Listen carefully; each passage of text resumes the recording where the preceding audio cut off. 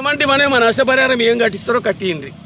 మరి రైతు ఉరిపెట్టుకొని సావాలన్నా ఆత్మహత్య చేసుకోవాలన్నా మేము ఈ 10 పుట్టొడ్లు నేను వచ్చి పండించిపోస్తే ఏముంది నా అవతారం? ఇప్పుడు కుప్పలు పోసినాయి కూడా వాళ్ళతో రాండ్రి, కుప్పలు పోసినవి కూడా చూపిస్తా నేను.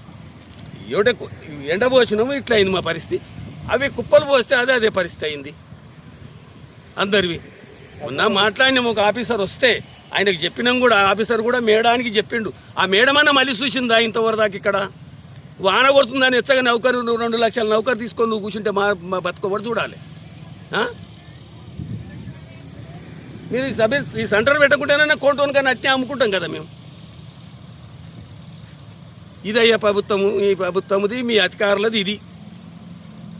ఇక మీరు ఏం చేస్తారో జరైనాక మళ్ళీ కూడా కూడతాం రైతులం. అన్ని టీవీలలో పిలిపిస్తాం, అందరి వీడియోలలో పిలిపిస్తాం.